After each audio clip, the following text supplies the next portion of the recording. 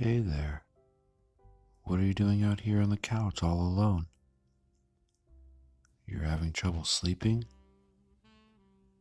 I see. I know how that feels. Do you mind if I join you? Okay, good. So tell me, what's on your mind? I see. I can imagine. That's not easy. It's okay. We don't have to talk about it in detail. So what can I do to help you relax? You'd like for me to read to you? Okay, sure. How about I read you a holiday book? Would you like that? Okay, excellent. This one should do. Alright, here we go. Chapter 1. The sights and sounds of Christmas were all around him. At home, the scent of evergreen mingled with ginger and spice, and multicolored lights glittered throughout the house. This was Harry Alderwood's favorite time of year.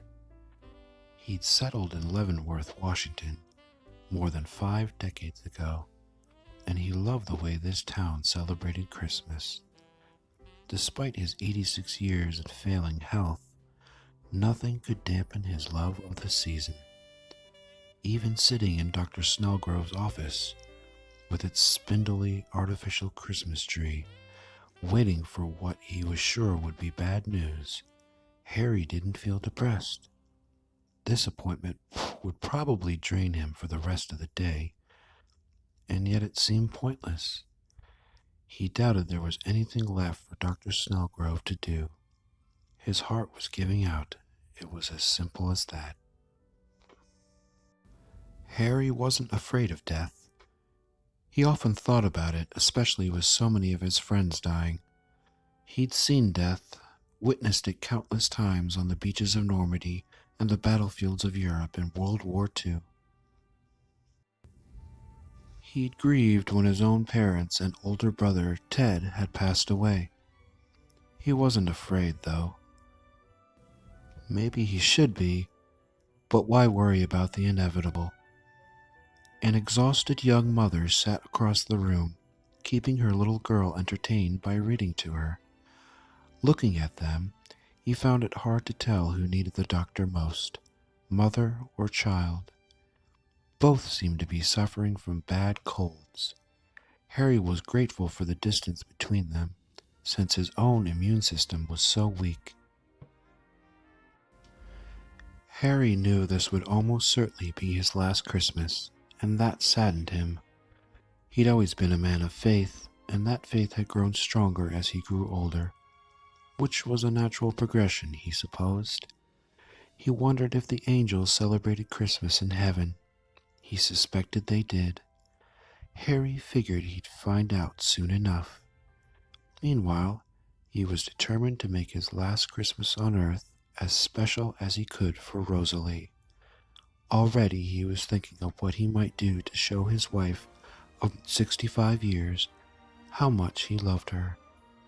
Leaving Rosalie, that was his one regret. Harry Alderwood? He was caught up in his thoughts, and the nurse had to repeat the name before he heard her. She was a young woman named Kelly Shannon, or was it Shannon Kelly? But he affectionately called her Nurse Ratched. She didn't seem to mind. Harry?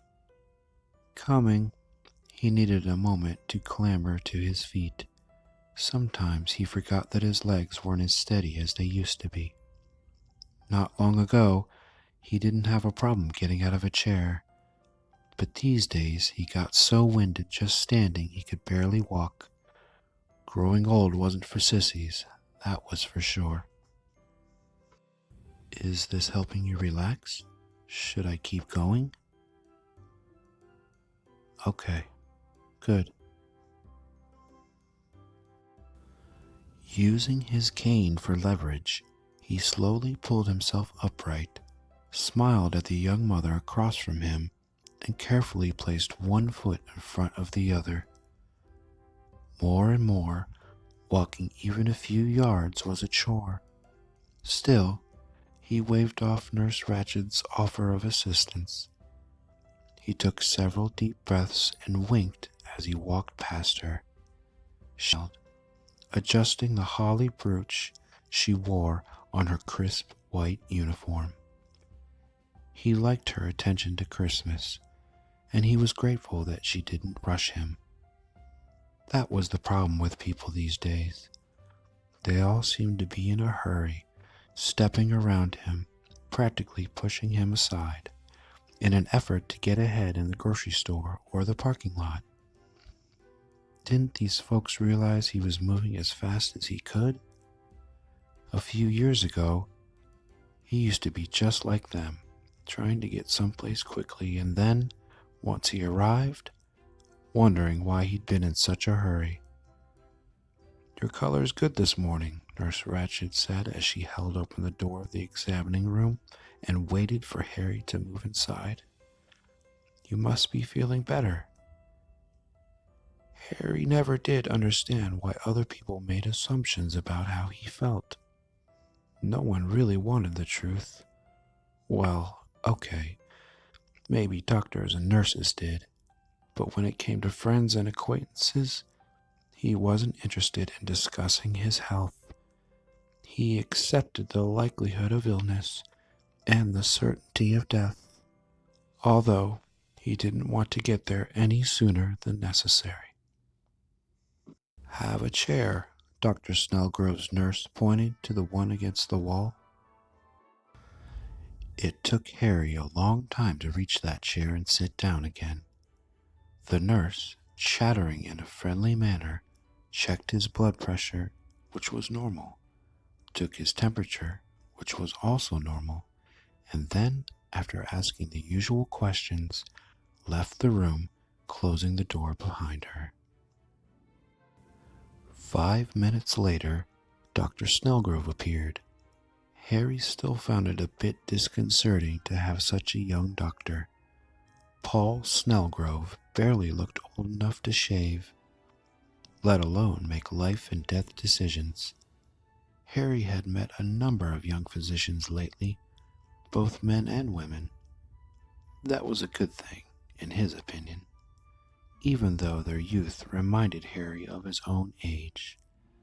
But these newly minted doctors tended to be idealistic, which he approved of, and they were up on all the latest technology, treatments, and medications.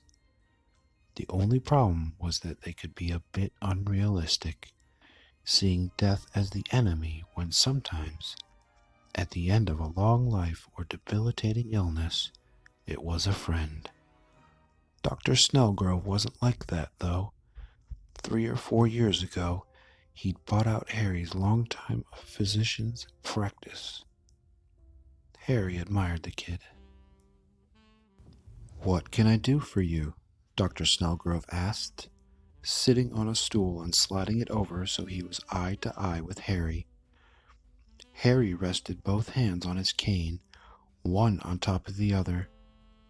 "I'm having trouble breathing again." This wasn't a new complaint. It had gotten worse, though.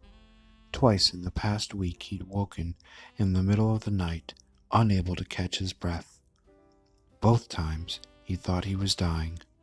He'd hoped to go gentle and easy in his sleep, or something like that, not sitting up in bed gasping for air and frightening poor Rosalie into a panic. "Do you think you can go to sleep now?" "Oh, your eyes are already closed. Well, I guess this book really did do the trick." "Well, guess I'll put this blanket over you so you don't get too cold in the night." "Looks pretty peaceful. Guess I'll head off to bed myself. Good night."